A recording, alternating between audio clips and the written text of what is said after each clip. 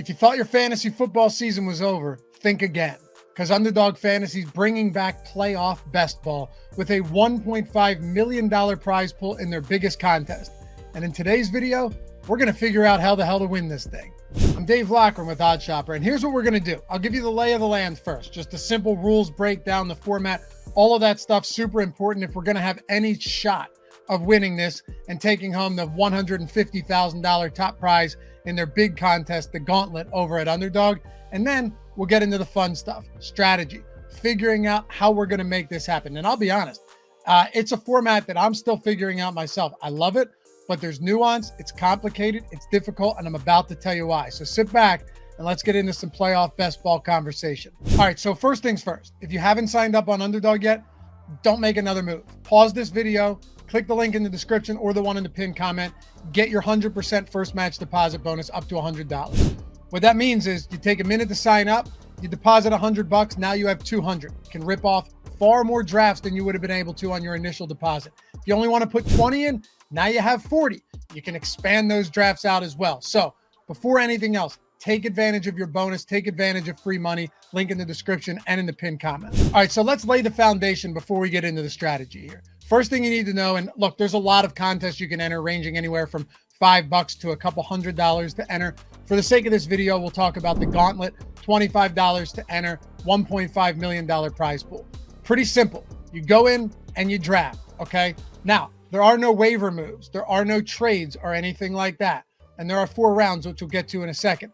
But you're drafting against 5 other people. 6-person draft, 10 roster spots. So there's 10 players on your team. And it's a 30-second clock. So be sure when you're going into this that you have a plan in mind and you've researched what's going on. You've researched playoff situations and all of that.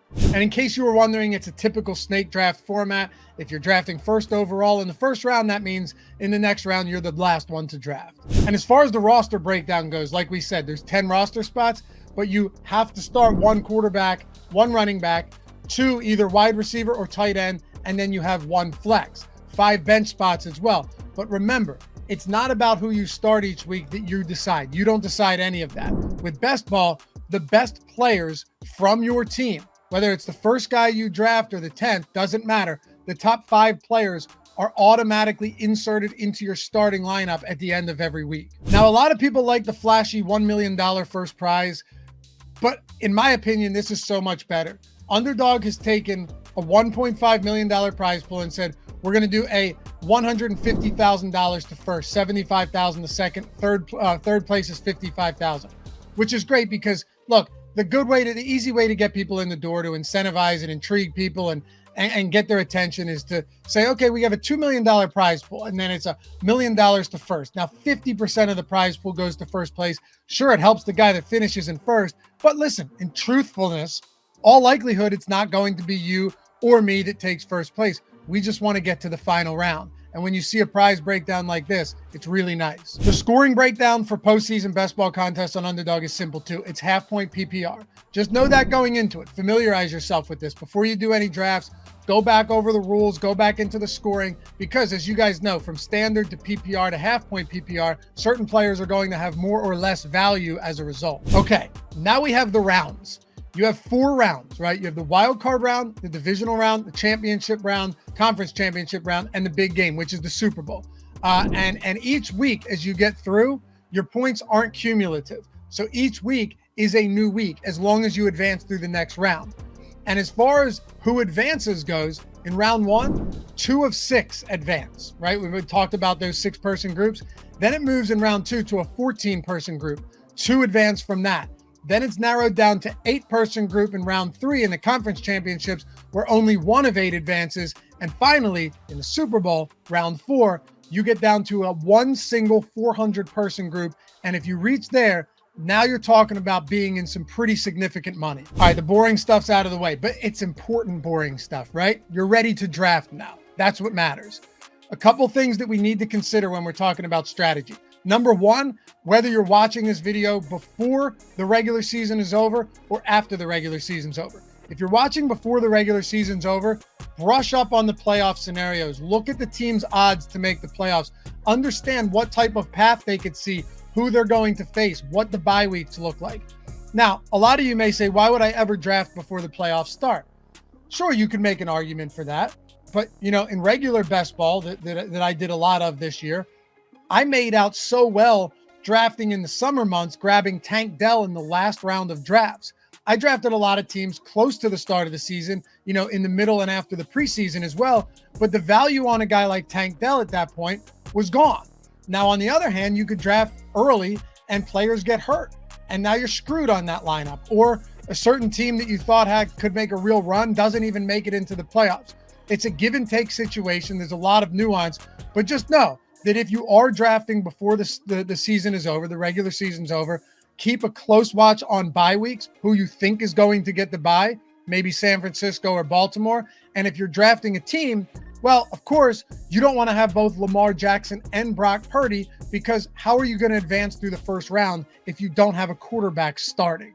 Really, the most important thing to consider when it comes to strategy for postseason best ball, and like I said, a lot of this I'm still getting the hang of myself, because it's way more complicated. It's way more fun. It's a ton of fun, but it's a complicated process because you have to draft every team with the vision in mind that those teams you're drafting, the players you're drafting, are going to make it to the Super Bowl.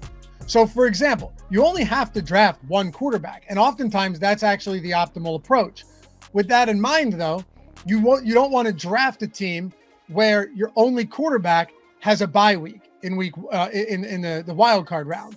If you were to stack up on the San Francisco 49ers, one way to go about that otherwise would be to grab another quarterback and stack another team that doesn't have a bye and is going to be playing in the first round that you think can make it to the Super Bowl. So the strategy and the vision and really the story that you need to tell yourself is, all right, I'm going to go into these drafts with the mentality that these teams that I'm stacking up, and by stacking, I mean quarterback with their pass catchers, with their playmakers, with their running backs, right? That they can make the Super Bowl. So let's say, all right, I think there's good value on the Jaguars, and I think if Trevor Lawrence gets healthy, just as an example, they can make a run. That's my AFC team. I'm going to stack up for this one. You can do 5 and 5, right? You can do 5 players from the same team in the AFC, and then you can look towards the other side and you go, well, the Eagles have struggled lately, but they have a ton of weapons. Their ADP is probably a little lower than it should be because of these struggles, and a lot of people aren't drafting them with the mentality that they'll make the Super Bowl. So now I can load up and I can get a 5-5 Jags-Eagles stack. Look, is it likely that that's your Super Bowl matchup? No. But you're playing for $150,000, and a lot of times you have to go off the board. You got to leave the reservation a little bit, and you have to come up with a process that could work, even if it's not likely to work. But yeah, from roster construction standpoint, you can go 5-5. Of course, though, you want it to be one NFC team that you're stacking and one AFC team. Otherwise, let's say you do get to the final round into the Super Bowl, if you don't have enough players on your 10-man roster to fill out a 5-man team, you have no shot of winning. You just have a completely dead team. The ultimate end goal is to make sure that if you do get to round 4, if you do get to the finals in that 400-person group, that no matter what, you have enough players still active that are still live, right, that didn't get knocked out in any of the previous rounds, to fill out a 5-man team. And here's a couple ways you can do it.